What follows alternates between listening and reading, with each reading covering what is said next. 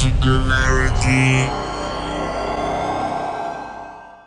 Welcome to Martha Lake. Thanks very much for having us over, Greg. It's a real pleasure to visit you at your Oh, house. well, it's our pleasure to have you here and to show you off what we've got here. Now, of course, right now it's winter, or coming up on winter. Greg, I've always wanted to ask you, how much of an inspiration do you get from the surroundings here? It's such a beautiful place that you live in. How much is this impacting on the inspiration for your work? Not as much as it should, because being a writer is a very interior thing. But when I'm not writing, I can come out here and I can sojourn with the animals, with the dragonflies that we love to photograph here, and take samples from the lake. I used to have a microscope that's broken right now, but we take samples and take a look at the fauna and count the bacteria in the water and do our own kind of environmental checks. And so the lake has been wonderful. We raised our kids here, so our kids would learn the lake and its fauna and the birds and the hummingbirds and all that stuff. So in a way, the backdrop keeps me more calm, whereas the writing life is actually, kind of hard to keep and maintain focus on. For me, science fiction it's not just a way of life. It's been my life since I was a kid. Science fiction is a way of thinking. It's actually the longest lived artistic movement in modern times. Because if you think of all the things that it's spun off, everything from fantasy to horror to video games, the whole imaginative literature complex has been so influential on everything in pop culture, but it's also been influential on the sciences. To me, science fiction is the dreaming mind, the subconscious mind of science.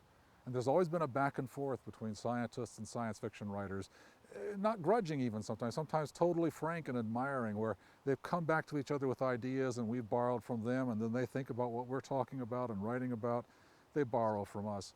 And that whole dialogue, that whole complex has been going on for well over 150 years now. And if we go back to when Jonathan Swift was writing, it goes back to the 17th century. What you just said is totally fascinating, Greg, but one word that really surprised me was artistic. You said it's the longest lasting artistic movement. Why artistic? I can see scientific, but artistic? Where's the artistic coming from? The artistic in science fiction is the interface between science and the arts and literature. And so when science became a formal discipline, science and literature had to meet and match up and figure each other out. And we had a lot of interesting starts along the way. As I was saying, Jonathan Swift. Mary Shelley comes along and actually writes what may be the first real science fiction novel. In the introduction to Frankenstein, she says, "I do not just want to frighten you with this novel, although that's certainly my intention, but to make you believe this could possibly happen."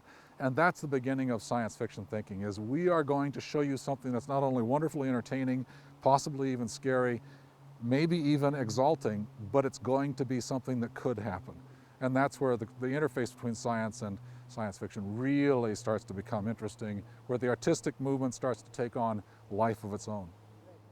Is that where your love for photography comes in as a pursuit of sort of off science fiction, off work pursuit that gives you the same kind of artistic reward, perhaps? Oh yes, absolutely. Photography is not only just capturing the world, but capturing your reaction to the world. Younger days, I was an illustrator and an artist as well as a writer, and so I had the choice to go back and forth between them. And quite often I would do astronomical art or fantasy art or surrealistic art, just to feel the tension between doing writing and doing pictorial representations of imaginative ideas. And nowadays I do mostly writing, but there's still the visual mind that I'm working with, that I see what I'm writing about and I'm actually living it. So as a science fiction writer, I've actually lived being on Mars. I see it in my head as visual imagery. It's like a kind of memory.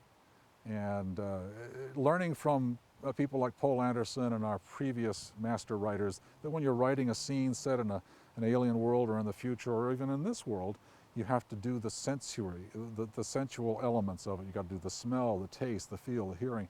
Describe all of that, and the scene is set. And when you do that in your head as a writer, all of a sudden it becomes real to you too. So I walk across a planet's surface, or I slog my way through a jungle, or I do this sort of thing. And as I'm imagining it, I feel the brushes against my arms, I feel the vines trying to grab at me, I hear the bugs in my ears and all that. It becomes real for me. The same way with scientific ideas. When you're using a scientific idea in the future, you have to kind of make it feel right. You have to develop the scientific language as scientists, as a culture would actually say it. And when that happens, it acquires an interesting reality such that maybe you convince yourself those scientific theories are real or could be real, or the technology that you're using could be made, could be developed, and at that point then you're really tripping. So is it fair to say that then, in a sense, writing science fiction is painting a picture with a pen on paper in the old days, and maybe now with a keyboard on a computer, about scientific ideas that inspired you? Scientific ideas, and also at the far end, philosophical ideas. Because the philosophy and the science merge when you get far enough away from present technology. The technology, the instruments you have, the things you can see, the things you can imagine seeing, all start to blend into each other down the road. So if you're 20 years down the road, you're sticking with current science, maybe messing with it a little bit. If you're 50 years down the road, you can't stick with current science entirely. It's going to change, and you have to predict what that change could be. If you're 1,000 years down the road, there's never been a real interconnection between all the technical disciplines and all the scientific disciplines across 1,000 years. So what are you going to replace it with? And that's when you really become more artistic than scientific, but you're using the scientific language. More philosophical than straight scientific, because you're going to have to break some rules of science. We're going to find ways to break them. We're going to find new facts that challenge what we think of science today. And that becomes very interesting. That's the interface between what becomes almost mysticism and philosophy and what we start off with as science. Greg, now that we're inside of your beautiful office library and sort of ready to proceed with our fantastic, fascinating conversation, let me ask you this. Can you please tell us the story of how and why you got to write science fiction? Well, that's kind of the classic 20th century story, because when I was growing up, the space age was well underway. And at the age of 7 or 8, I would get up at 4 in the morning and go to the television and switch it on an old black and white TV in San Diego, and listen to the fuzzy voices and the fuzzy pictures as they're getting ready to launch Alan Shepard or John Glenn into space. And for me, that was a very interesting, almost a sports-like competition, is who's going up there first. I remember being vaguely demolished when Sputnik went up without warning. And then when we came back, and Gagarin and so on, it really was a competition. It was a real race. And it was fun. It wasn't violent. And that was part of the whole extension of this feeling of sense of wonder, that in fact the horizons were endless. And I wanted to write about that. I wanted to get my cards in on the game, so to speak. Put them on the table and see what I had to say, even at the age of 8. And I liked all different kinds of imaginative literature. It wasn't just science fiction, although that was my focus. I liked horror, I liked ghost stories, I liked fantasy. I read it all, and I also read everything else. So I was just voracious about this. But the one thing about science fiction that struck me as being most attractive was it was the least judgmental. It was the most wide open. Anything goes. And during the years in which I was waiting for, say, 2001 to come along, because I waited 4 years for that movie to come out, Star Trek came along. And when Star Trek came along, it was a bit of a revelation. There's all this cool stuff. Also, I'm a Navy brat. I was raised by a Navy family. My father was a Navy officer. We traveled all over the world. When I looked at Star Trek, it was part of my culture because it was created by a former naval officer. And Gene Roddenberry took a lot of his Navy training and put it into Star Trek. And it felt right like home for me. Plus the fact that the military had integrated first and early in the 1940s, late 1940s, and the military that I knew was integrated, and Star Trek was integrated, and that was a revelation for the world. And it just all seemed to fit for me.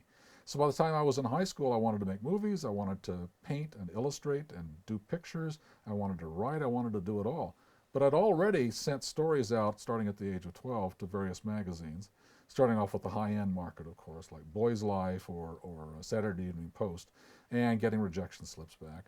And when I was 15 years old, suddenly I sold a story. Got paid $10, it went to a little magazine called Famous Science Fiction, and suddenly I was a professional writer. Wow. And it came out when I was 16 years old, just as high school. I was heading into between my junior and my senior year, and boy, did I lord it over my English teachers. But they were just getting used to the notion of science fiction. And so there was a little bit of rebelliousness there that was also cool. It wasn't as rebellious as rock music or the drug scene or anything, which I was a little too conservative to get into. It was like the jazz of the musical world It was. in the literary world. It was, and I often think of science fiction as the jazz of literature. It was things where you had to be a little disciplined, but you were more free form. You didn't have the snobbishness of other forms of music, and it wasn't utterly wild and druggy.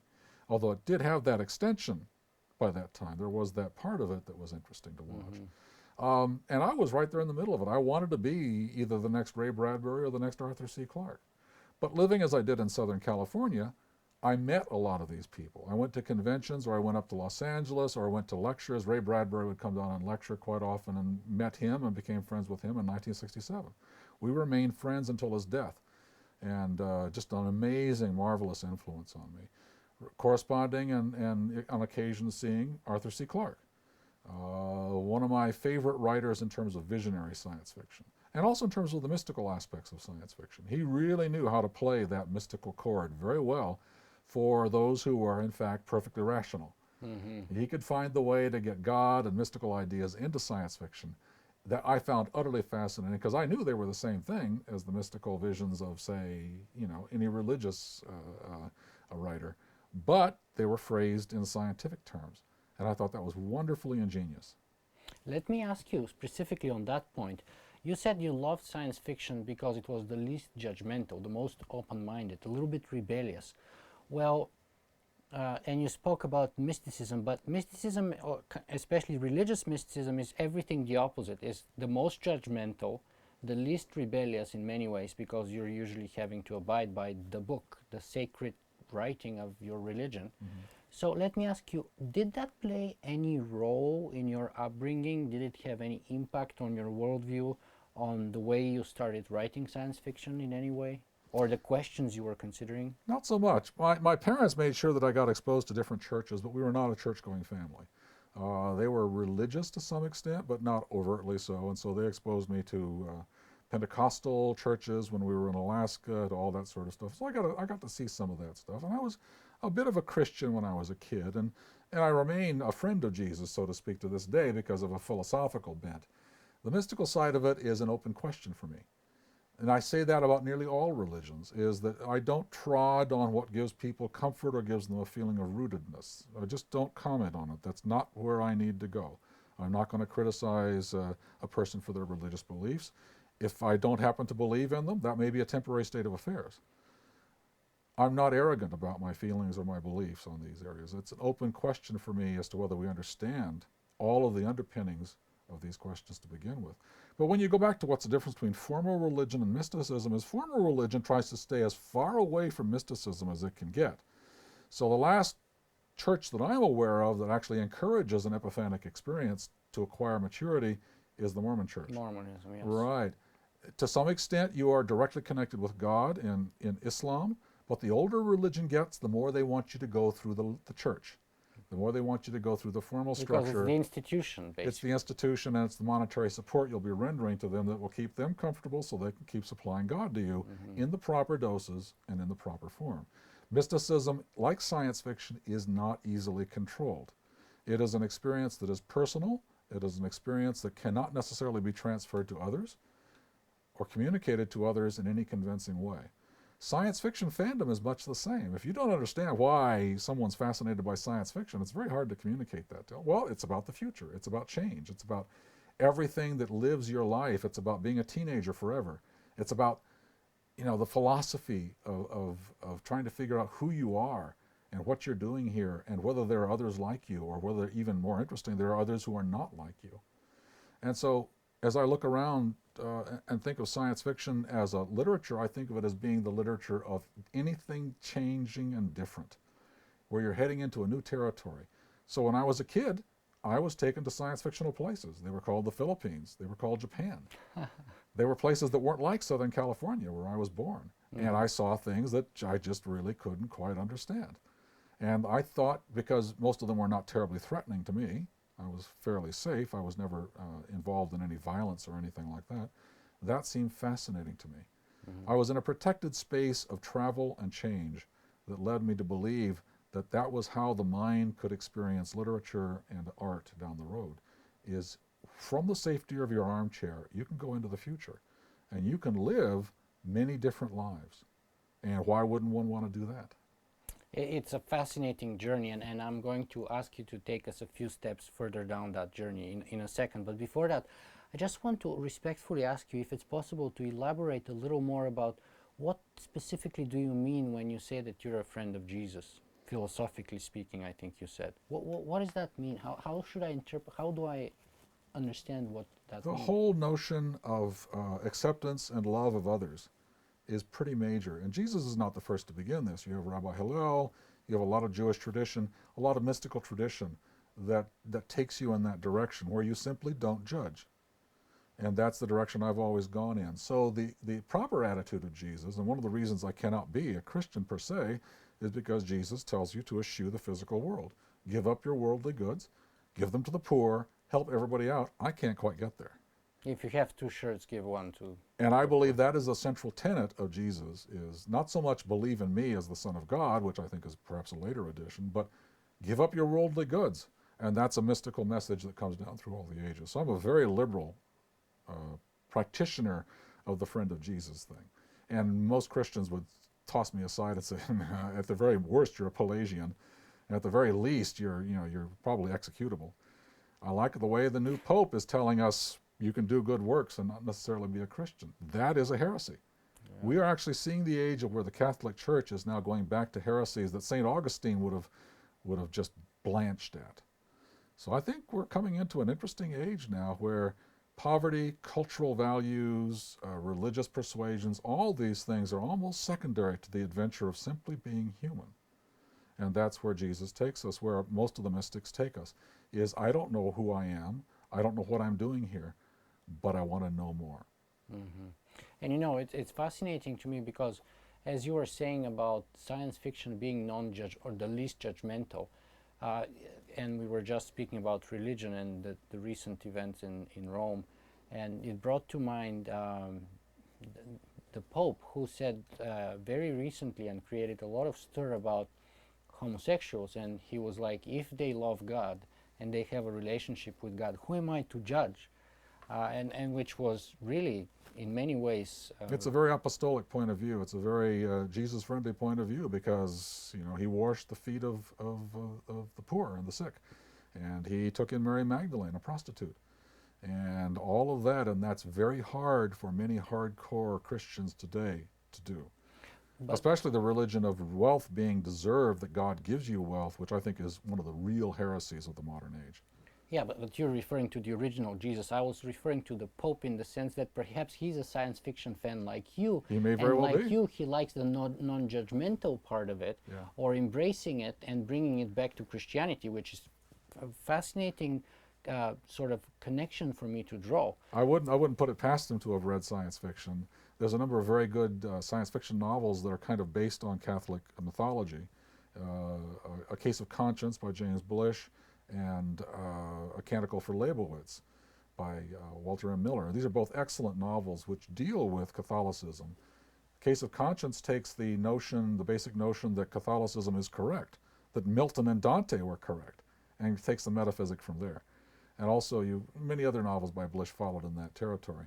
So he's taking a Case of Conscience as a theological model to base a science fiction novel on, as do a number of other people. There's a number of Jewish science fiction novels, which I find fascinating. And, that whole approach is you can combine religion and science. They are not necessarily contradictory. Who can say that they are if they have an open mind?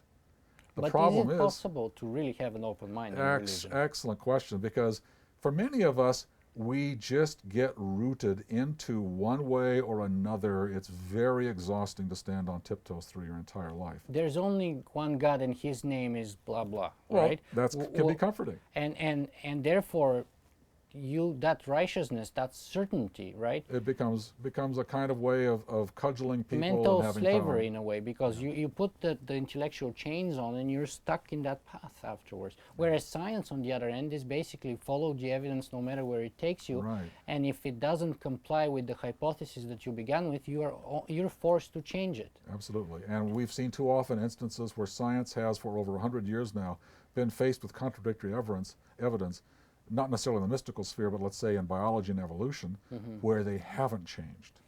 Because it's a culturally mandated patriarchal system.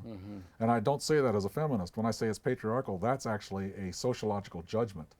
A lot of men have been in control of these ideas for a long time, and men have certain ways of establishing their territory and then protecting it. Yeah. And when you have a bunch of old scientists, for example, the Clovis Mafia, which insisted for decades that the Clovis points were the earliest forms of technology in the North American continent, and now they've been basically dismissed. That was an amazingly punitive action, culture that they had, because they could take and ruin your career academically if you contradicted them. Now they've proven wrong. That happens so often. You cannot be a dogmatist and be a scientist, a real scientist. Here's my challenge: is you cannot be a dogmatist and be a really religious person. It reminds me to what Voltaire said once, which was, to have doubt is natural, to be certain is absurd. Yes. And I think it's always a good thing to kind of, everyone, not too often, right? Because then you cannot accomplish anything. But it's good to second guess yourself every once in a while and reconsider what you consider to be your most foundational assumptions every once in a while. And that gives you a lot of fresh outlook on, or angles of perceiving the truths that you have taken for granted. Yes. But before we go into evolution and biology, which are very important topics, and I want to go into, I want to finish the science fiction conversation here with, is science fiction about the future? Because I've interviewed a couple of dozen of science fiction writers so far, and there is a huge disagreement about whether science fiction is about predicting the future, where it's a reflection of the present, what the definition is. Everybody seems to have their own take on things. I take a larger view of it. Science fiction is about change. Science fiction is about anything that takes you beyond your present day life. It can be the future, it can be travel to another place, it can be travel to another world. And these are all extreme versions of basically the Robinsonian adventure. We're going to a strange place, we're going to hang out, we're going to try to survive. If you're living in the future from the character's point of view, then you're doing a sociological study of when the world has changed and you weren't there to witness it. But now you're there vicariously to see it and to perhaps judge it, to see whether you want to go there or not. So a future where you're immersed in the future and you don't have a person coming from the past into the future is a particularly interesting study in science fiction. The classic version is a 20th century person or a contemporary person is brought forward into an unusual situation. The reader can sympathize, can feel I could be that person, I could live that life. The harder part is to actually take a future living character and make them sympathetic to a modern day reader. All of these things are part of it, but I regard certain historical novels as being as science fiction as anything that I write. Shogun, for example, is a clash of cultures. It's a 16th century science fiction novel. Yeah, it's about aliens called Japanese meeting up with what they regard as the alien called the English or the Dutch. Gaijin. Or the Gaijin, also the economic and technical dominance that's about to come flooding down on this thoroughly traditional and medieval culture. And the clash of civilizations in the science fictional sense, not in the dogmatic modern sense, which I find ridiculous. Civilizations are always clashing. When you cross over into another town, if you go to Toronto or Chicago or New York, you get a clash of civilizations if you're a Southern California boy. When we came up here to Washington State, we kind of had to take our license plates off, California license plates, because what are you doing coming up here? You know? There's new high school, and as a Navy brat, I went to new high schools, new schools a lot. Got transferred all over the place and had to encounter those situations. So I went to a lot of different alien worlds before I was 13 years old. And I survived. So there's the training for this. Plus the fact that I survived because I was an interior thinker. If I had problems, I was big enough, brash enough, and I could and not too nerdy that I couldn't get along in society in most situations. But mostly I wanted to spend time in my head and read books, read comic books, watch movies. I wanted to explore this imaginary world that I was just getting view of. And by the time I was 11 years old, living in Kodiak, Alaska, I had access to a Navy-based library. The military quite often was very fond of science fiction. And they had a wonderful science fiction section in Kodiak in their library. Classic science fiction books, Heinlein, Asimov, Gnome Press, science fiction story collections. All that stuff was available for me. Poul Anderson. Plus, Scholastic Book Services was starting to sell Edgar Rice Burroughs paperbacks to the schools directly. Mm-hmm. And my grandmother sent me a bunch of books up from Los Angeles, which included books by Brian Aldiss and Edward E. Smith. And boy, was I being fed what I needed. Suddenly I was the super vitaminized Spider-Man of imagination. And I could leap from tall story to tall story, spreading webs of my own story in between for months. And that's how I survived. If I had traumas or thoughts or feelings of inadequacy, in my imagination, I was not inadequate.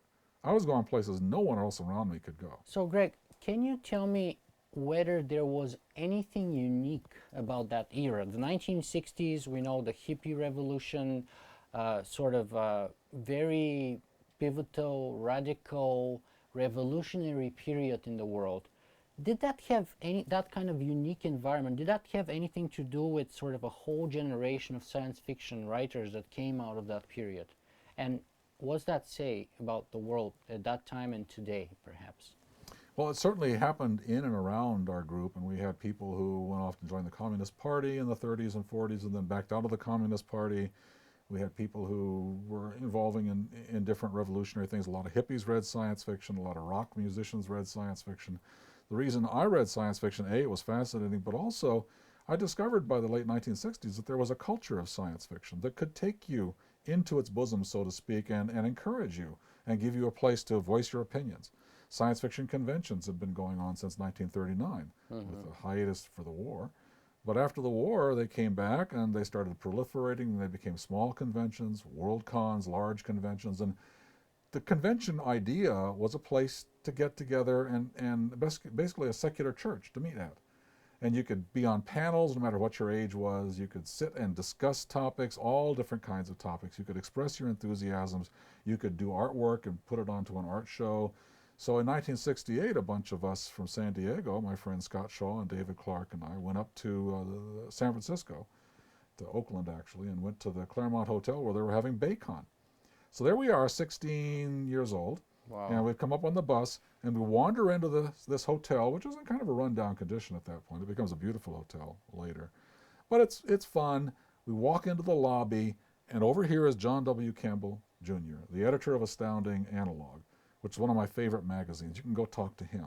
He and his wife are sitting there in the lobby. Over here is Lynn Carter, who is editing the adult fantasy series for Ballantine, which is producing the kind of revolution that's following on from the success of Tolkien as a paperback, introducing us to all the fantasy writers from the 20th century and the 19th century that we knew nothing about, and even earlier in some cases. And over here you have John Brunner with his new novel, Stand on Zanzibar, which is this stunning vision of life in the year 2012, 2010. We've got all this ferment going on, and then Star Trek is there. Bringing on, we've managed to help them get their third season going.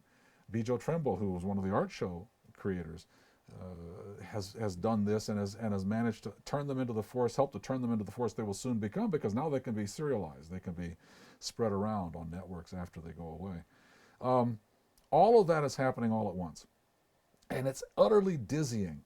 So over here is comics fandom, there's Edgar Rice Burroughs fandom, there's hard science fiction fandom, there's horror fandom, H.P. Lovecraft, Clark Ashton Smith, all of it. It's like the entire 20th century is meeting here, where you are no longer a teenager, you are no longer 70 or 80 years old. We're meeting fans who were at the science fiction convention in 1939, who are older than us, probably my age now. We're going to the ice cream parlor and hanging out with Ray Bradbury, who we already know because he likes to hang out with young people, and he's introduced us around to each other. We're meeting up with the special effects people who are going to be changing the nature of movies in the next 20 years. We're all 16, 17 years old, but we fit right in. There is no age criterion here. They just want to know what you're thinking. And if they want to help you figure out what you're thinking, they'll do that. They'll put, hey, Edgar Rice Burroughs is great, they'll say, or come over here and read this character, or we'll sell you these books over here. These are first editions, classic science fiction. Paperbacks are coming out. Wow. It was a real heyday. And it was the heyday of the book. The paperback book, which had been started back in the 1940s, was now prospering mightily. Not quite as good as they were in the 50s, but still quite good. And it was just a renaissance for me. It was like being dropped in the middle of Italy in the Renaissance. And all of these artists are gathering in the coffee shop or in the bar or whatever, talking about what they're doing, and they're happy to talk to you. And they're happy. So you can meet science fiction writers. You can meet your favorite science fiction writer, and they're the same age you are. Even Jack Williamson, who I'm not sure was there, but Jack Williamson, when I last saw him, was 95 years old. He was 17 in his head. Wow. He regarded us as peers. And how amazing is that? There is no age snobbery among most of these people. There is just this feeling of enthusiasm and of shared experiences. What's the shared experience? The imagination. We can argue about it. We can argue bitterly about it. Some of these people were bitter enemies because fantasy is better than science fiction, and I can prove it. And all that fan feud stuff went on back and forth, and it was a lovely war of ideas. All in 1968, and then from that point on, we said, we want to do this more. So our San Diego group got together and started putting together publishing fanzines and creating letter columns and sending artwork off to other fanzines and participating in the fanish community, going to art shows, going to other conventions. Then a group of us got together with a group of older guys in San Diego who ran bookstores or were comic book fans, and we said, let's put on our own convention. And one of our older mentors said, how about a comic book convention? And so a bunch of us got together, about 10 or 11 of us, and we put together San Diego Comic-Con in 1969-70. Wow. And that became 200 people in the first year. But Ray Bradbury showed up, Jack Kirby showed up, a lot of artists and writers showed up. We had a ball. We just thoroughly enjoyed it, and it kept going, and it kept getting bigger. And it kept big enough that finally San Diego said, we got to kick these people out because there's a bunch of weird comic book fans running around downtown. And at that point, the Hotel Association said, wait a minute, you want to kick out 10,000 room nights in the middle of summer? And now it's 150,000 room nights. Wow. And that's how all that began, was because of a bunch of crazy young kids, 16, 17, 18 years old. Most of us couldn't drive. A couple of mentors who helped us out with our ideas and their own experience of running conventions. A little bit of economic help. Ray Bradbury being enthusiastic because he loved San Diego and loved hanging out with us. And it reminded him of his early days in fandom. And Jack Kirby, and it just took off.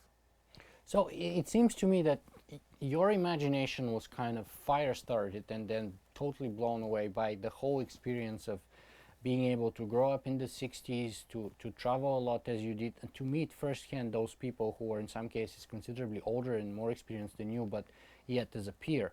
So let me ask you, 50 years after, is there anything recently of your experience that has had that kind of mind-blowing, sort of horizon-expanding experience that you've had, that you were totally surprised by and that you'd want to share with us?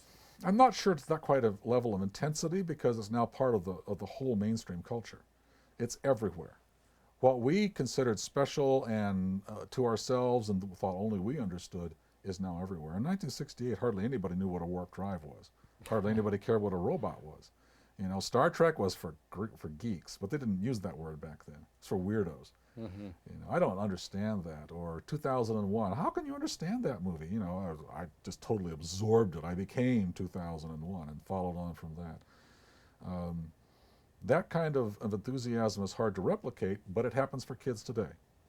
So if I'm getting letters from 14, 15-year-olds for, say, a book like Darwin's Radio, which is actually quite a complicated adult novel, asking questions about how did you write this and so on, that's the same thing I would have done.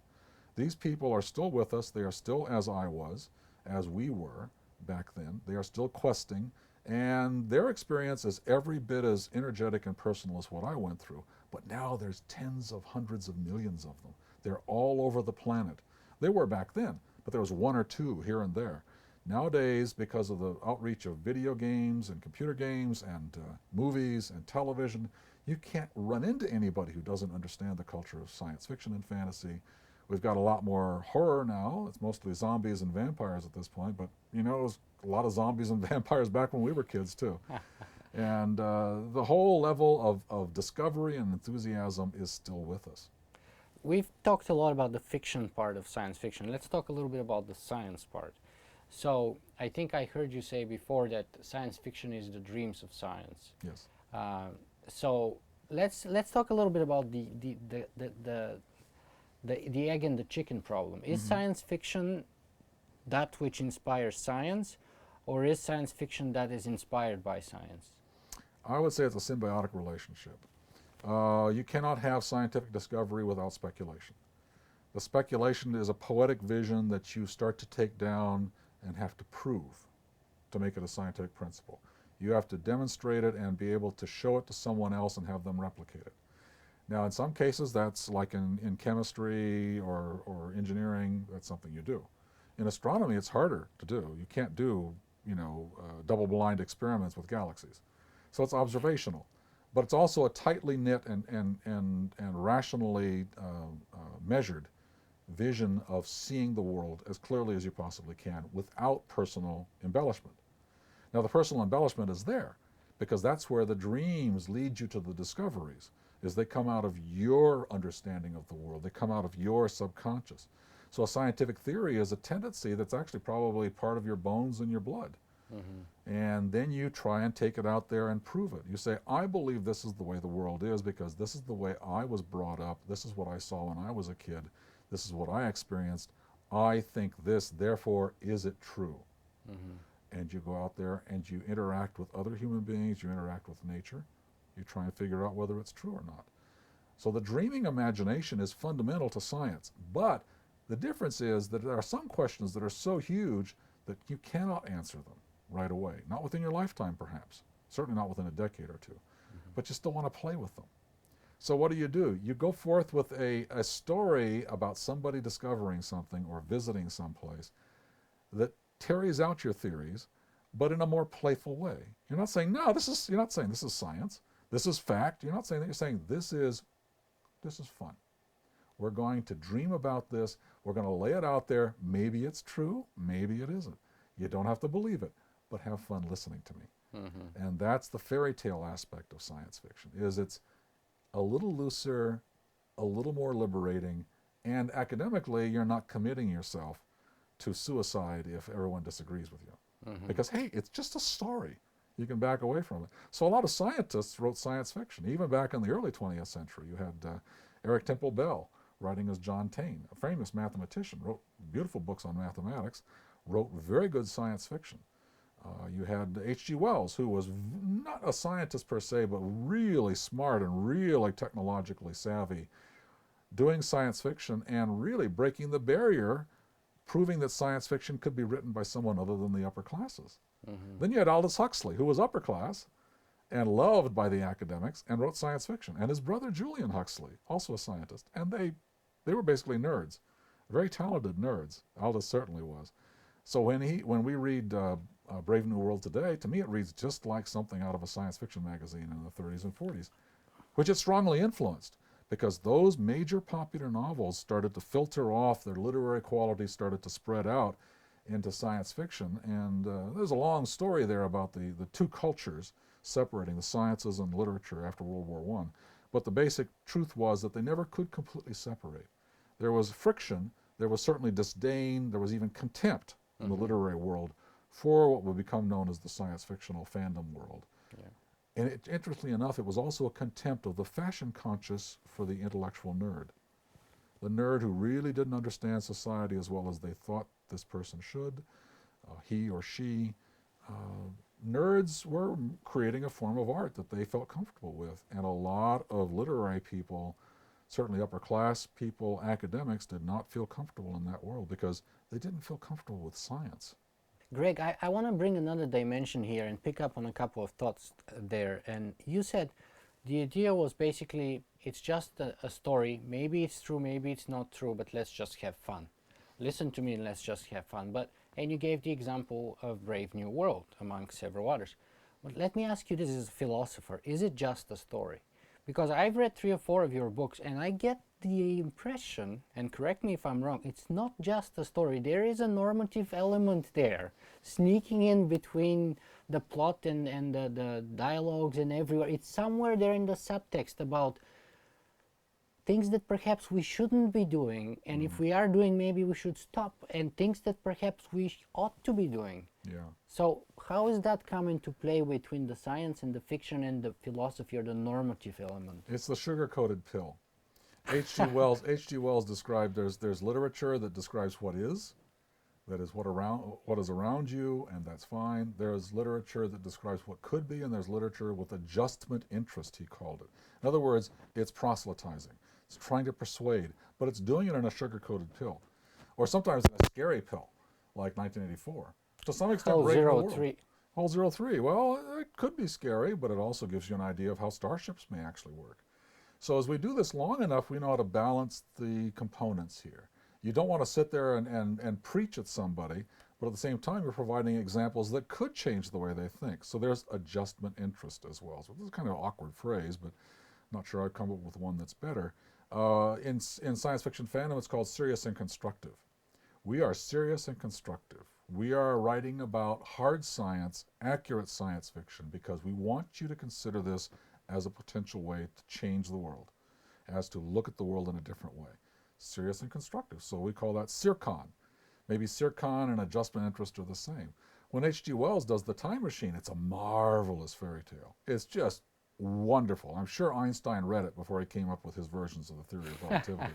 It takes the four-dimensional, mathematical, geometric, Victorian notions and just plays the devil with them and has great fun with it. But along the way, it's an upstairs-downstairs story too. Literally, upstairs-downstairs. Wells was lower middle class, and his family was not very well off. So he always had to look up at the upper classes. So is he an Eloi? Is he a science geek? Yes, he's a nerd. He's also an Eloi. The Eloi run machines, or rather the Morlocks run machines. He's not an Eloi, he's a Morlock. He's down in the dark in the caverns running the machines or fixing the machines. And the upper classes are these blonde, lithe creatures running around, utterly beautiful, utterly unattainable, and vacuous. So maybe they should become food. You know, and that upstairs downstairs thing, maybe the lower classes will come up and eat the rich, is part of modern culture today. But that's adjustment interest with a real bite to it. It's a real satirical bite. In War of the Worlds, he's saying, yes, you imperialists have just taken over Africa and South America, and you've been doing this for centuries now, and your cruelties are numerous. Mars comes and does it to England. And the English eat it up. Why? Because it's in a sugar-coated pill. It's a story you don't have to believe until you wake up in the middle of the night and go, wait a minute, oh my God, what was he really trying to say? And you start to get frightened. You know, could this actually happen to us? So by the time World War II comes along and the whole world is changing, and Orson Welles does H.G. Wells, and the war is on the way, and the forefront of change is hitting you hard, you panic. Is this real? Are the Martians really coming? Martians represent uncontrollable change, as Europeans did represent for North American Africans, Aborigines, Indians, Australians, Africans.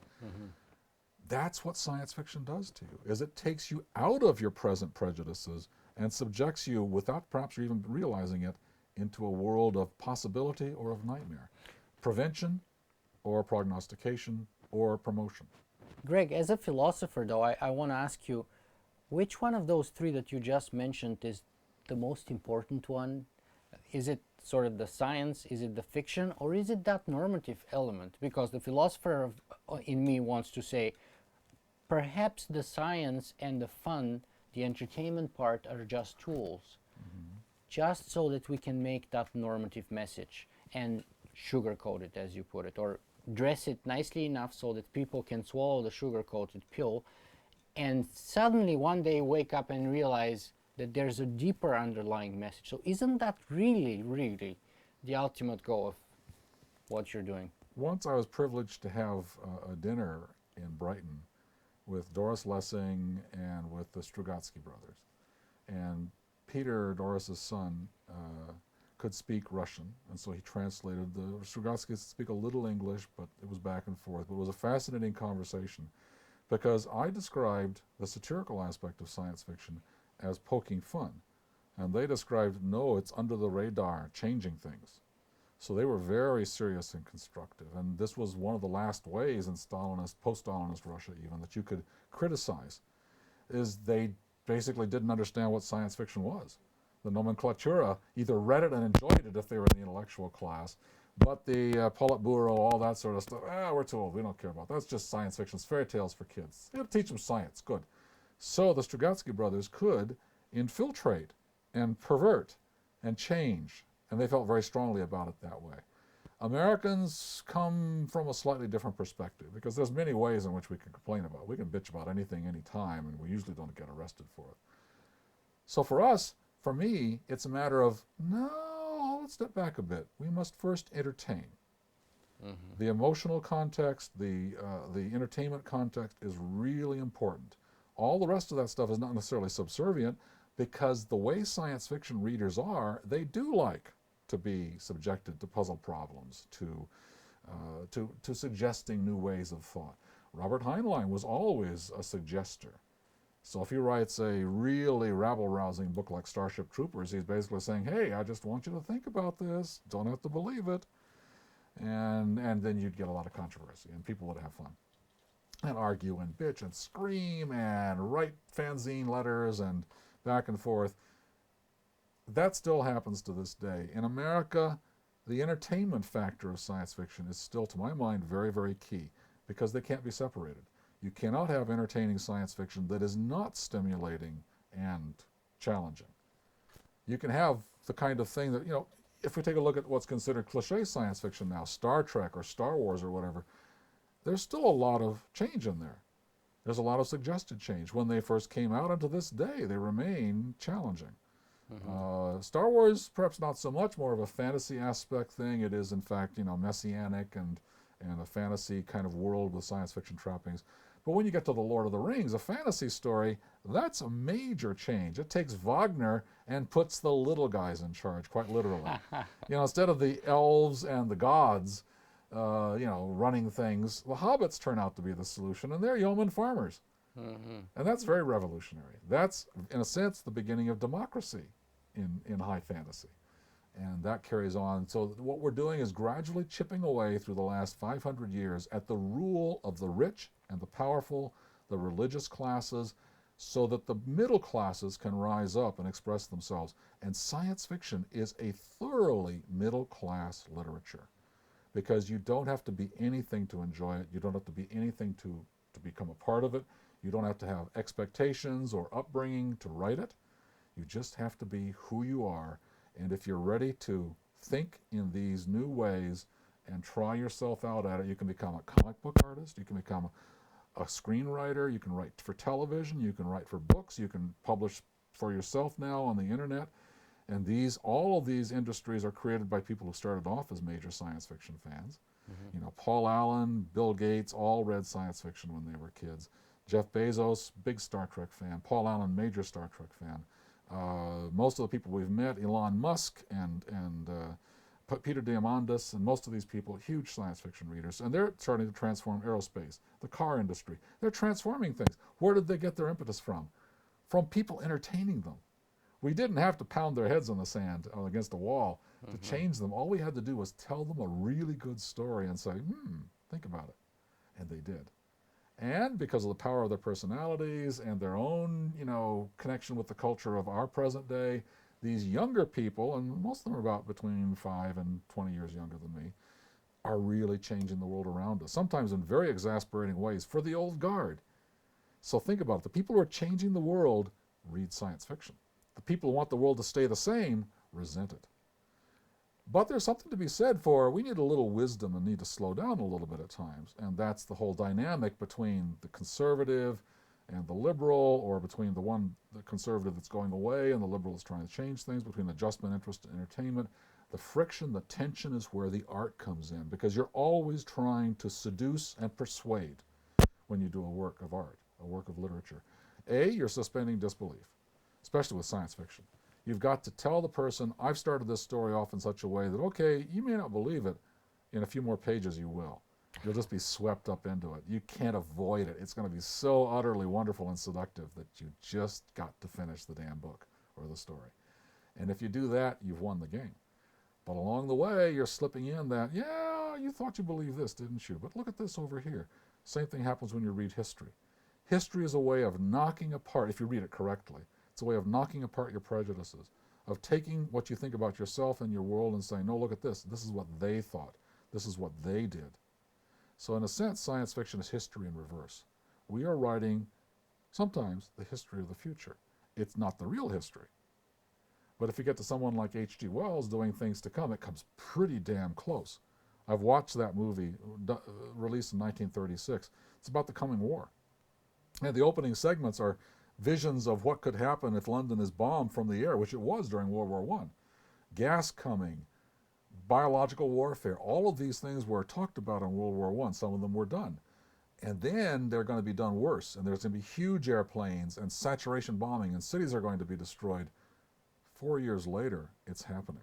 Yeah. Now, how prognosticative is that? It was terrifying. In the theaters of the day, the movie was so damn scary that it didn't actually do as well as it could have. So for those audiences in 1936 watching H.G. Wells' prediction of what might happen in a few years and things to come, this film version of his best-selling book, it was scary, it was terrifying, because they were afraid of that. They knew it was coming, the war was coming, Hitler was banging the drum very quickly in Europe. And most of Europe was corrupt and still just amazingly dictatorial and tyrannical. All the nations, maybe Czechoslovakia, were run by dictators. France and Britain and Czechoslovakia, and maybe a few other smaller states. And so that whole war drumbeat, when the movie came on the screen and every town is bombed into oblivion in the first 15 minutes and children lie buried in the rubble and the gas comes, that scares the hell out of the audiences. And yet, 4 years later, there it is. It's starting to happen to them. And in Europe, it's 3 years later, earlier. And in China, it's already happened. The whole world is about to go through this. So is it science fiction? Is it a dream, a nightmare of what's to come? Is it preparation? Is it getting yourself ready?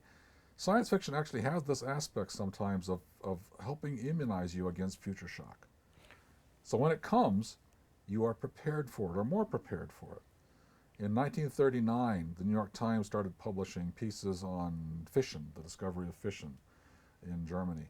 And this was really starting to push some buttons, so that over here you had scientists like Edward Teller going to Albert Einstein and saying, we need to talk to the president about this.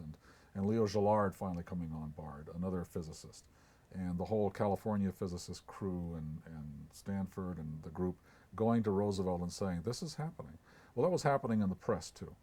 It was happening in the New York Times. It was also happening in the science fiction magazines. And in November of 1939, John W. Campbell, not even in an editorial, but in the back, in a little column in the back of Astounding Science Fiction magazine, his magazine, which he knows goes to tens of thousands of scientists around the world. He says, this discovery of fission, we've got this war coming up, and I'm just wondering whether we will get through that war without using an atomic weapon. And already, he's starting to put, perhaps, I'm imagining that Campbell could have done this, he's starting to say, okay, how can I figure out with the information I have whether this is actually beginning or not? Maps of subscribers, where they are, does he see a concentration of pins in New Mexico? And they were getting their Astounding magazines delivered in these secret places. Mm-hmm. Did they go through an APO address? I don't know. There's many stories left to be told here. But Edward Teller told Gregory Benford, oh yes, we got Astounding, and we talked about the stories. And one of the stories was about nuclear fission, and it was 1942 or 43, and so the FBI went to visit John W. Campbell in his office. Where did you get this story about nuclear fission and bombs and stuff? Oh, that's straight old science fiction stuff. And then Campbell is probably saying to himself, oh my God, it's on. Mm-hmm. I've sent a drone out there, a science fiction story written by a good writer, to see whether something's happening, and the FBI comes back and talks to me. I'm keeping my mouth shut from now on. Let me ask you about another science fiction story, purportedly about things to come, purportedly very popular and sort of looking at current trends and trying to extrapolate. It's a story that's very popular with the audience of my blog, and that's the Singularity story. So, what's your take? If you can give us the brief rundown of sort of your verdict on the technological singularity scenario, what would that be like? It's the secular apotheosis is how I would describe it. And it goes back in science fiction. It's the moment of exaltation arising from simply considering scientific principles or believing that you can live into the future and see amazing things. It's I will live forever. It's Gilgamesh.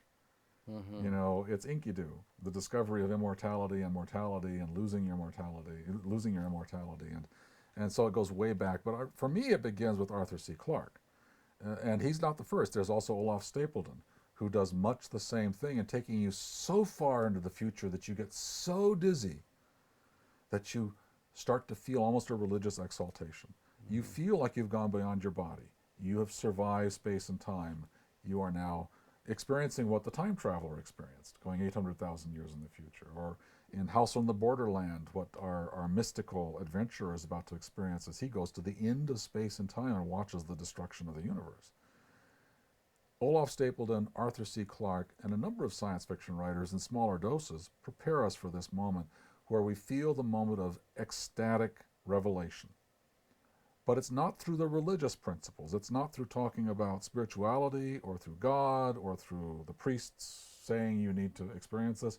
It's coming through, we will someday be so knowledgeable and so powerful that we will do this. We'll be gods on earth. We will be gods ourselves. And that's a prime theme in science fiction. Everything from Ender's Game to Blood Music to, so many stories about the superhuman, including Stranger in a Strange Land. All of these things take and play off this notion of religious revelation coming out of the sciences purely. Arthur C. Clarke gives you mystical experiences in books like Childhood's End and City in the Stars through scientific descriptions. We find it often with the notion of, in 2001, for example, 2001 is about intelligent design. Really. The aliens come down to Earth and mess with our genes. Touch us here, touch us there, give us challenges, do this, do that. And yet, I don't know Richard Dawkins or any of the other, heavy-duty atheists in biology or biological writing ever resent that. Because it's aliens. It's a scientific origin for their power. It's the culture of science, the discipline of science leading us to this apotheosis, this huge moment in the future, or perhaps today, where suddenly we acquire terrific revelation, terrific power, terrific knowledge. The singularity takes that and says, what if we don't get there first? What if the machines get there first? And that, of course, is a classic story. The Machine Stops by E.M. Forrester, or any number of H.G. Wells short stories, or we can go on and on and on. Darwin Among the Machines. Yes. Samuel Butler. Yes. And all of that is, what are these robot servants going to do when they rise up? So you have With Folded Hands by Jack Williamson, which may be the first real kind of frightening singularity story, where the robots are servants, take such good care of us that they don't let us do anything for ourselves because we might hurt ourselves. Isaac Asimov takes that into the robot stories and runs with them. And then we get HAL in 2001, which a lot of people think Isaac Asimov sat in the theater and says, wait a minute, that doesn't follow the 3 laws of robotics. No, but HAL is neurotic. If HAL is neurotic, HAL is human. If HAL has a complex because of the contradictory nature, then HAL is experiencing PTSD, machine PTSD. And all of that says, okay, what if the machines become like us? So the singularity says, what if the machines not only become like us, but become better than us, and then incomprehensibly better than us? What if the machines become gods before we become gods? That's a scary idea. Is it a likely idea? You got to have two things connecting machine intelligence and real intelligence. You have to understand what intelligence is, and we don't. We are ignorant almost as we ever were about how the human brain works, about how biology works, about the ways to encode these systems in machines, which I actually don't think is all that easy to do. I used to be a transhumanist in my fiction. I'm one of the major influences on transhumanism today because I wrote books like Blood Music, which takes the entire world and transforms it in Eon, where you have many different varieties of human being in many different forms 1,000 years in the future. Queen of Angels, where you have people undergoing transformation and nanomachine transformations, etc., designing themselves, designer genes, designer bodies, all these things are part of my science fiction. Uploading and downloading personalities, that was very common in the 60s and 70s. And I certainly played with it in Eon. And then I came to realize, wait a minute, in a biological system, the hardware is the software. It's not a bunch of instructions, programming instructions running through wires and circuitry. It's complexes of proteins in cells coordinating and creating signaling systems and living the life of the idea. The idea has life. The idea is life. It is not an electric current necessarily passing through. You do have electric currents in cells, and you see that, but that's not necessarily where the fire is burning. That's where you get the signal off of the fire. Mm-hmm. So you're hearing that, you're seeing the heat, you're hearing the crackle from the fire, but you're not analyzing the fire. So in other words, you're saying that because we don't really know what intelligence is, we therefore are unlikely to create it anytime soon, and therefore the singularity is an unlikely scenario overall. It's not necessarily unlikely, it's just going to require some major rethinking. At the current moment, Right. It's not a very likely close, let's And there's say. a reason for that, because science fiction has been in some ways too successful. We've created far too much of a persuasive vision that the future continues to be within our grasp, that we can change and adapt and do things.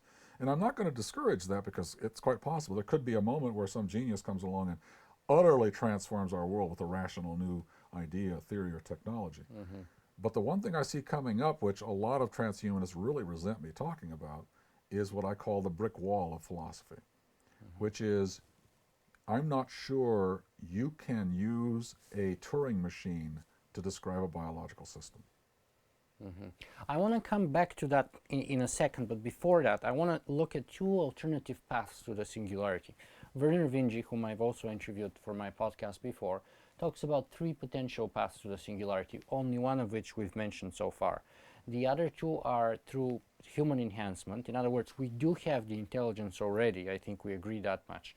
And then we can enhance it, perhaps with the sort of brute force capabilities of the hardware that we are creating, and thereby achieve a singularity where the key core of it is our human intelligence taken to incredible levels with the new hardware. And then the third potentiality is the one as investigated by Robert J. Sawyer in the WWW trilogy, or even by George Dyson in Darwin Among the Machine. He uses the same title as Samuel Butler's original title, by the way, so let's make sure we have the distinction. But what about those two as options for a singularity?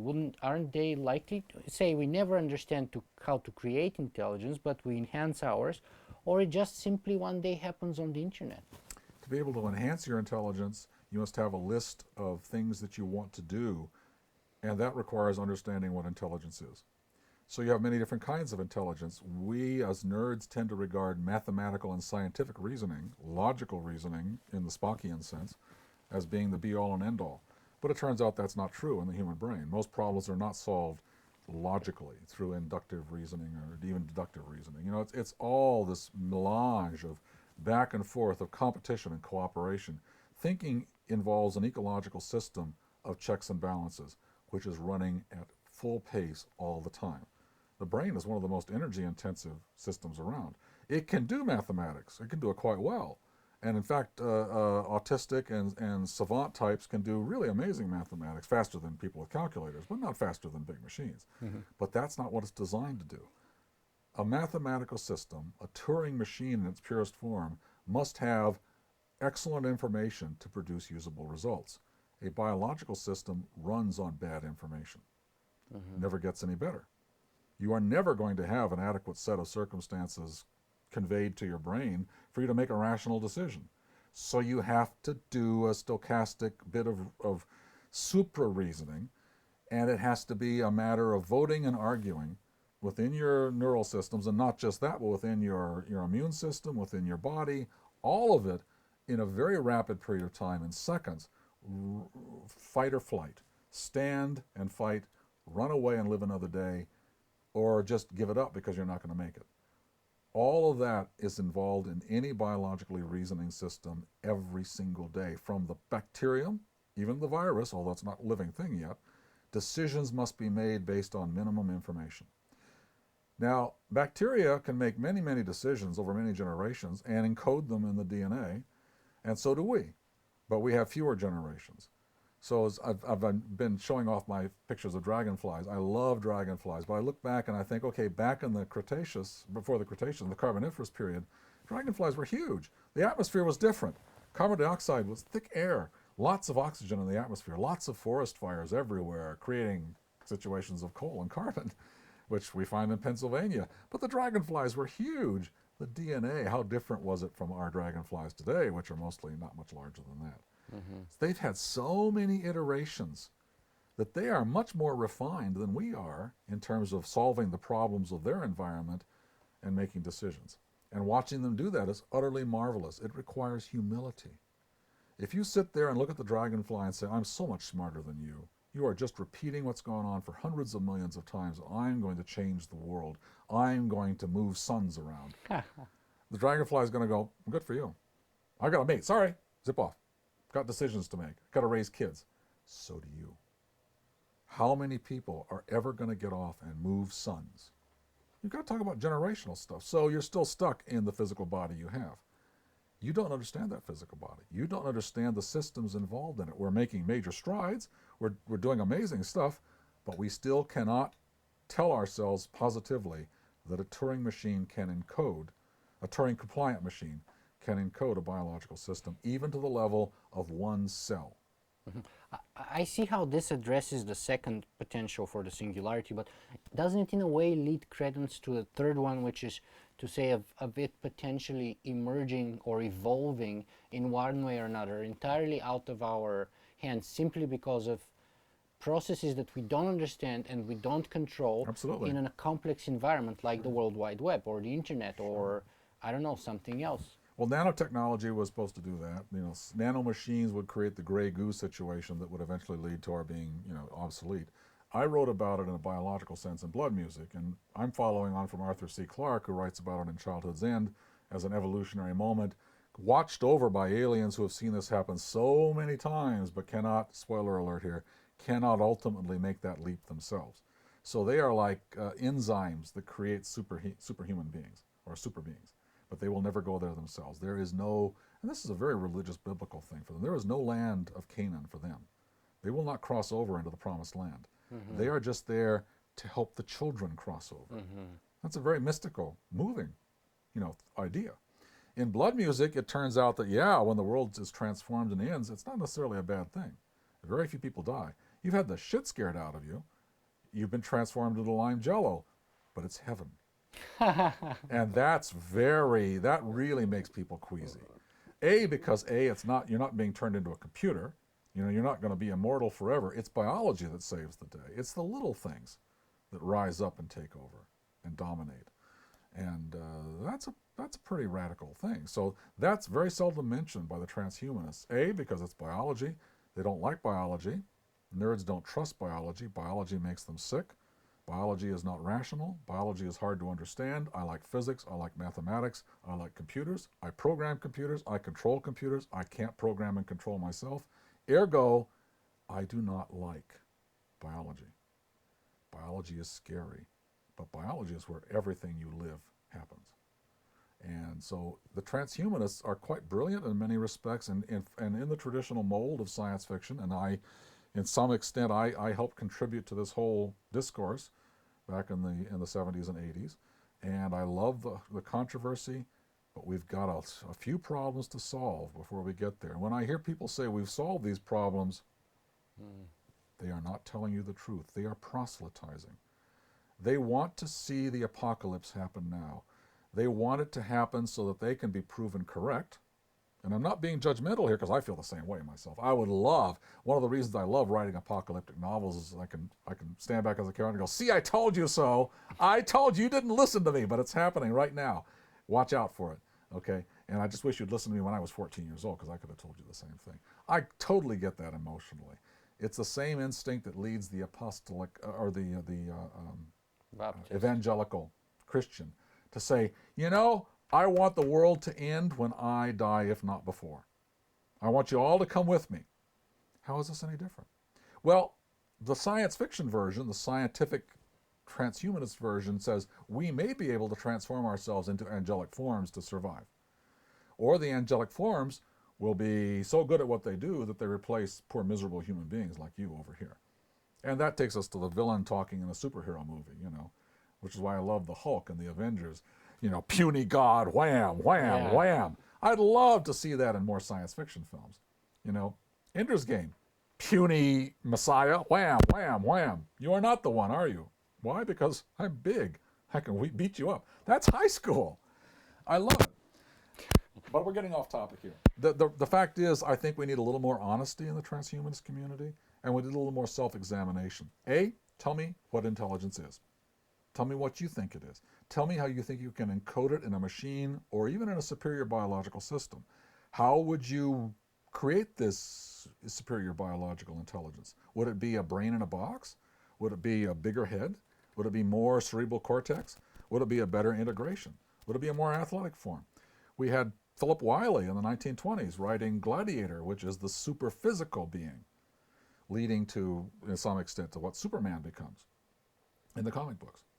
We have Olaf Stapledon with Oddjohn writing about the intellectual giant, the man whose brain is so far beyond our own through an evolutionary quirk that we cannot possibly understand it, even leading to some extent to psychic powers, which become very mysterious at the end.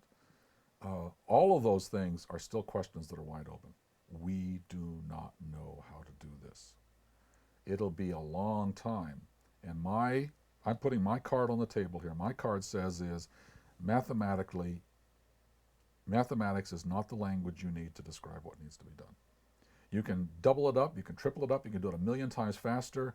You still will not understand what a biological system does. You can model certain aspects of it brilliantly.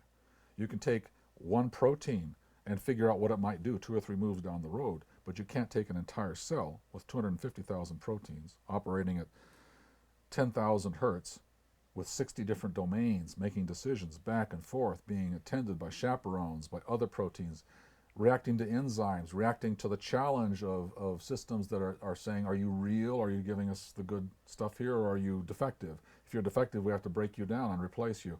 All of that stuff going on in a single cell. A single cell is maybe 1,000 times more complicated than the Boeing factory up here at Everett.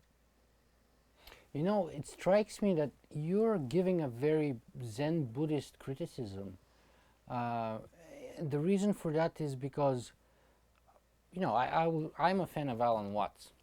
So I recently was listening to one of his audiobooks where he says, if you are a philosopher and you live in the world of ideas, you get confused. You get confused that the representations, the signs that represent the ideas are the ideas themselves. And if you live in the world of the ideas, you live in an illusion. You don't live in the real world.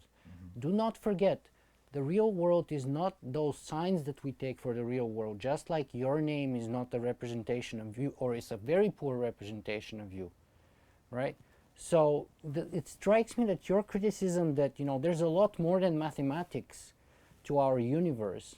It's kind of very Zen Buddhist in a way. It's like it fails. It's the sign representation of the world, but we should not confuse it with the reality, the real world.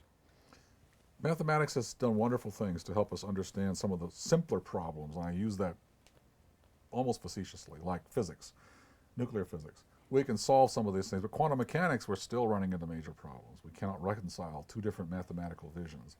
We get more and more complicated mathematical theories and visions, and they're quite beautiful. I mean, they really are astonishing, and you can spend your lifetime absorbing and studying them. But Ludwig Wittgenstein points out just what you were saying. The map is not the territory. Exactly right. Too many of us upper brain thinkers confuse the mathematical map with the territory. By conquering the map, we will conquer the world, the universe. And I'm not sure that the map is even a good description of the territory. And what we've got in mathematics is still, in some respects, quite primitive from the 1,000-year, the 10,000-year perspective. So what's going to come mathematically down the road? We've already had fuzzy logic. We've got, you know, TCP/IP architecture. robustness in interlinked systems. We've got all of these marvelous things which are helping us keep the internet alive. And the internet's even more like a biological system to some extent than the phone company was. And science fiction writers back in the 50s were writing about the phone company coming alive. Ray Bradbury wrote a pretty good story about that. Absolutely. Yeah. And yet all our machines, all the internet, all of these mathematical things are made for users. They are not themselves users. Computers are not users. Computers have no motivation.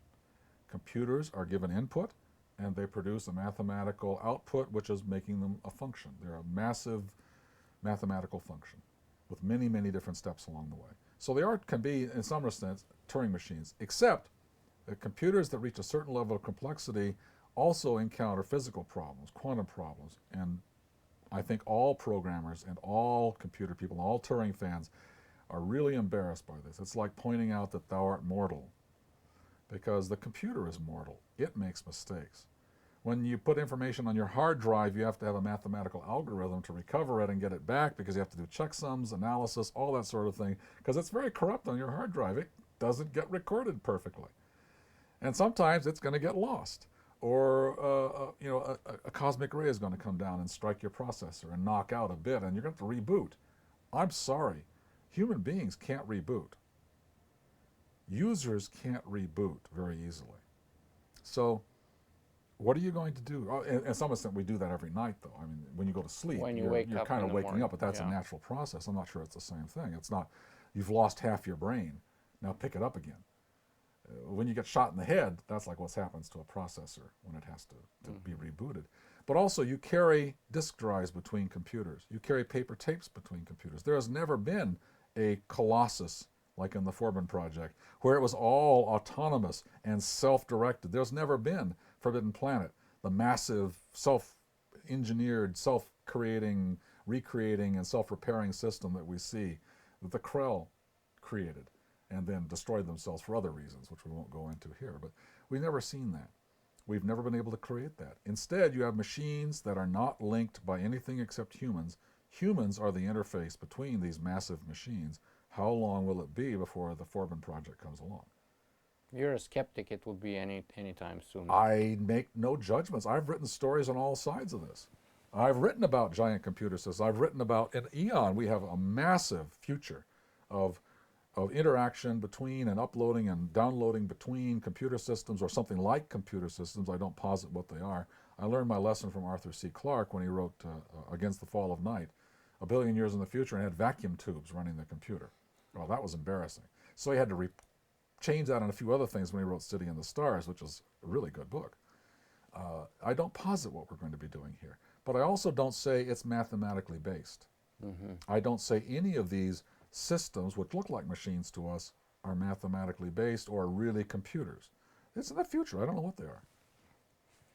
Greg, let me ask you a question about the Turing test, because it's been bugging me since you've mentioned it. Let me ask you this. Isn't it exactly what we're performing every time we meet a stranger on the street? Absolutely. The Turing test is I utterly believe in the Turing test. I think it is a lovely concept. Totally support it. I love Alan Turing as a philosopher, as a scientist. Wrote a story about him called Tangents, where I took him as a fictional character and kind of brought him back to a better ending than he actually had, which is just astonishingly cruel. I love Turing and the way he thought. In the end, Turing was apparently trying to figure out whether biological systems met the criterion of being Turing machines. And he was working at the level of proteins. He was never able to finish that work, as I understand it. But he was thinking to the next step. He was going to ask the questions that we're all talking about right now. And that's what he was good at. He was good at seriously questioning his premises and moving on. Now, whether he could have followed through on it or not, we don't know. As scientists get older, sometimes the problems get too big. But in terms of the Turing test and whether or not alien intelligence will meet the Turing test or a machine intelligence would meet the Turing test, sure. But who's asking the question? If you have someone that we regard as being an ordinary human being, Joe Blow or Joe the plumber or whatever, and Joe the plumber gets on the phone and starts having a phone sex chat with a machine intelligence and gets all turned on, what's that tell us about the guy on the phone? What's it tell us about the machine? I don't know. A lot of people are turned on by Siri. But Siri is pretty simple, very effective, very interesting. I like, and then the FedEx system where you can actually get your information across within a constrained system by speaking vocally. The vocal recognition is better, nowhere near perfect. We can't even get machines to understand handwriting. We can't get machines to some extent, the Postal Service machines do analyze handwriting effectively enough to be useful, but cursive, all that sort of stuff becomes much, much harder. So translating text, even from a scanned book, excuse me, even the Google texts are full of errors. 93% accuracy. That's terrible for a scanned text. It's worse if you're a biological system being loaded up into a computer. Makes the whole Star Trek conception of being, spread across the universe, having your molecules spread across the universe and reassembled, as Bones would say, makes that even dicier. So Star Trek has, there are some errors. The Fly had a major error before Star Trek came along, a fascinating conceptual story, real cautionary warning, published in Playboy magazine of all places. Lovely, lovely concepts warning us, this could be very cool. Matter transmitters, which are in Buck Rogers. Zap. When we see Duck Dodgers in the 24th and a half century do that, that comes out of the serials where they actually are zapping Buck Rogers and sending him off into the stratosphere, reconstructing him. All of that stuff comes down to the same issue. If you can scan a biological system, can you make a map of the territory that will allow you to reproduce it? Remember that blueprints are simplified things that allow you, with educated and talented individuals who have been trained in this, to build a house or a building. But they don't give you the physics, they don't give you the chemistry, they don't tell you how to mix the concrete. The DNA is the same way. DNA is a serving suggestion which has so many helpers to come in and make it work and correct it and put it into physical form that if all you have is the DNA and you don't have any of the helpers, the proteins, the cellular systems or whatever, you are like being someone who's never read a blueprint looking at what's going on, and we're in that stage now. We're just beginning to discover the complexities of this. When I wrote Darwin's Radio, it was perfectly obvious to me that most of what we call junk DNA, now that's fascinating stuff. There's a lot going on here. And today only journalists and poorly educated journalists use the phrase junk DNA. Yeah. So DNA is extraordinarily complicated, and it cannot do anything without that surrounding servant of the cell. Yeah, I interviewed Dr. George Church, and he said there's no such thing as junk DNA. No. But I want to move on our conversation here because we've been going on for a while, and I just want to touch a little bit more about your work. I have a lot of catching up to do, I have to admit. You have 44 books. I only read only 35 so far. 34? 35? 34 or 35 novels. Why did I read their 44? There's maybe some short story collections, and it may pump up to 40 at some point, but I've lost track. Anyway, it's within an order of magnitude. Well, still, I have a lot of catching up Mod 2, you're about right. to do. And I read a few in the last couple of weeks. I read Hull 03, I read City at the End of Time, I read Halo Cryptum. So let me ask you, you've been actually doing a lot of works, a lot of books in the last few years, trilogies and so on. What's next for Greg Bear? Another trilogy. I'm having fun basically going back, and because I found over the years that I've borrowed from science fiction writers and science fiction writers have borrowed from me, it's time for me to borrow from myself. So I'm going back and taking some of the themes that I feel could be redeveloped and expanded upon, and like Hull 03, which is in some extent like Eon, but not quite the same. And taking new ideas and plug them into the same problems, like how do we get between the stars? Well, Hull 03 is, we have to strap ourselves to an ice moon in the outer parts of the solar system to do that. So I'm writing a book called War Dogs now, just handed it in. Part 2 is on the computer just getting started. And it's an examination of alien invasion, but positive alien invasion, kind of a version of Close Encounters, only it may not turn out to be quite as good as before, which is a little bit what I did with Forge of God, which turned out not to be so good. So I'm going back and forth on this and playing with these ideas. And it occurred to me that composers are allowed to take their string quartets and their previous symphonies and wrap them into new compositions. Mm-hmm. I'm having fun doing that to some extent. But also, I don't think there's been much in the way of thoroughgoing military science fiction with a real military angle since, say, the Forever War. There's good books out there, Scalzi, Weber, to some extent, a lot of the Sterling and so on. These are writing very entertaining novels, but how many of them are capturing the experience of a real warrior fighting in today's world? So that's what I'm setting out to do. That's like the Mongoliad for the future in a way. To some extent, yeah. Mongoliad is trying to be medieval again. Yeah. But to get into the mind of a warrior, so I'm trying to think like a veteran. And that's a tough go. So I've had to run it past veterans, and I hope it passes muster. But in fact, it's a real challenge because I've never been in battle. Well, I'm looking forward to it because, first of all, I'm a recovering sort of military strategy. I have a degree in political science, but my interest was war and armed conflict in general. And, I was conscripted in the army when I was 18, and I did serve 1 year, 1 month, and 26 days that I remember. And so I'm looking forward to that book. But it seems to me the other interesting thing is that you're kind of playing jazz with your own tunes, in a way. Well, jazz musicians are allowed to go back and bring in pop culture, references, and sample and do this and that. And science fiction has always been a dialogue. So I want to find out, where's the evolution? What's the change that you're seeing in yourself from something that you wrote or thought about 30 years ago or 35 years ago, and now you're kind of re-jazzing it? What's the change? What's the thing where you say, I really don't see it like this anymore? I'd say it's more a matter of a maturity of style, to where I can control the expression a little better than I was able to in the past. And also to be a little bit more elegant and maybe a little simpler in the exposition. So a simplification, like a potter, you hope as you become a master potter that you can do it something very quickly with it, like that. Or if you're Picasso, you can just go like that.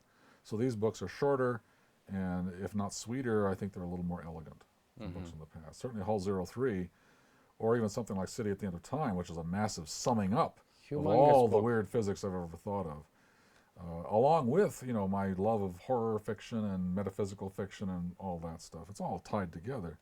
I think that came out very, very well. And it's very complicated.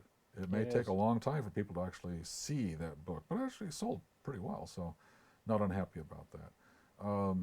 It's my job to continue doing things that surprise my readers and that surprise me. If I get bored with something, I'm not going to be able to write it. So the challenge has to be there. And I find myself now writing paragraphs where I go, damn, ain't seen nothing like that since Michelangelo. Oh, wow. And then I go back for the next 3 months and revise the hell out of it. So, but that's always been the case. Self-satisfaction. So, Greg, let me ask you about your verdict on humanity, right? That would be a fun idea. How do you see us? Are we going to prosper and survive and sort of colonize the universe, or are we going to wither and die as a civilization? What's the future for us? All of that. Some of us are going to live and prosper. Some of us are going to die. All of us are going to die eventually. Our children will live on. I'm a biological optimist. I don't believe in apotheosing. I don't believe in saying it's all going to change and it'll be unrecognizable. Because along the way, we may not recognize it. Heck, there are people today who don't understand this world at all. And I'm one of them. It's very complicated. I cannot fix my computer chip to save my life. I got to buy a new one. If it breaks, I can't remake it. So I'm an optimist about the strength and the amazing resilience of biological systems, of us. We are not angels. We are animals. We have never been angels. Whether we become angels or not is not really of big importance to me, because although it has impressed me as a science fiction concept in my years, today I'm less and less impressed by it, because I'm not sure I want to be ruled by angels. Angels are beings that are superior in some respect and yet do not have immortal soul. So how are they better than us? If machines become angels, how are they better than us? But I'm optimistic about our ability to endure, because for one thing, we've gotten through the 20th century, which is one of the worst on record. We've gotten through the 14th century. We've gotten through transformations like, the grasslands of the steppes rising up and sweeping over Europe and Asia, many times, and we're past In the that Ice now. Ages of the Yeah, past. the ice ages and the whole migration periods and the pinch points of starvation and climate change and evolution has been a constant challenge. And yet we've now found skulls that are 1.8 million years old, and my gosh, it looks like some of these human-like early humans lasted for 1,000,000 years or 1.5 million years without substantial changes. That's pretty astonishing as a product rollout. You know, not sure many cars are going to be able to guarantee that. So as biological beings, we have already been around a good long time. We haven't lasted as long as some of the dinosaurs, but the dinosaurs were changing all the time too. So who knows? Whether or not we'll survive, whether an astronomical accident will ensue or whatever, my feeling about the future is it's going to be very surprising. You're never going to know what to expect. You're never going to be totally prepared for it because you don't have complete information about the past or about yourself. Mm-hmm. In that respect, I think we've done pretty damn good. Where can people find more about you and your work? Well, I still am old-fashioned, and I kind of hang out around my website, www.gregbear.com. Occasionally I do stuff on Facebook, but if people want to get a hold of me, they can get me through my website. I'm not a big fan of Twitter and everything because I want to spend my time writing. Mm-hmm. And I don't want to get locked into the social reflex of, gosh, everybody loves me because I tweeted something. I want to write a book. If everybody loves me, they have to spend time to read the story or the book. I think we'd love you. We would love you for you to write a book.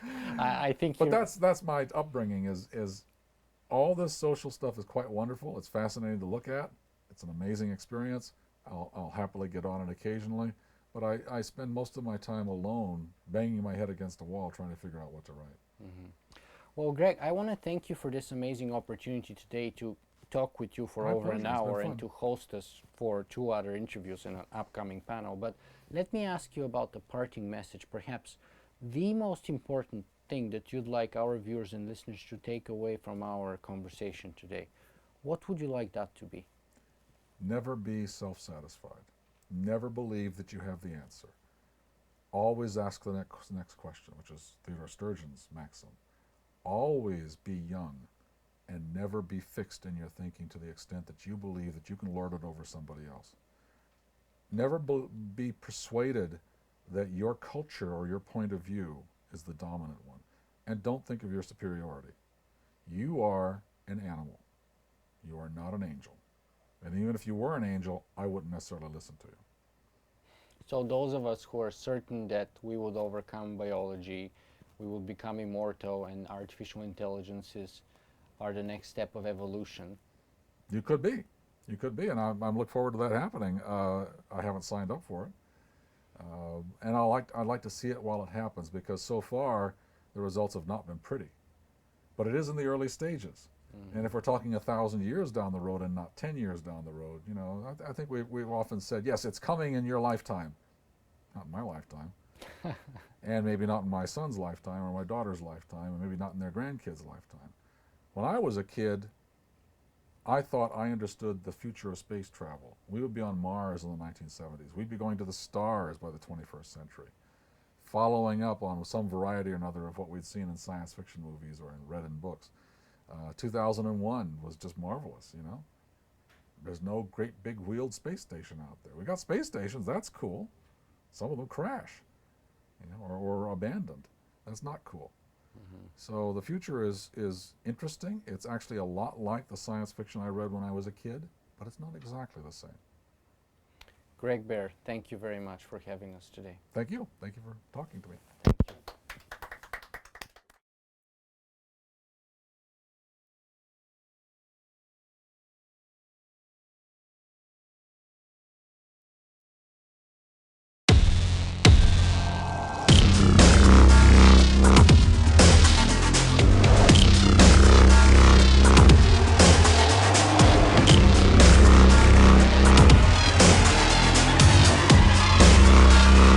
Singularity.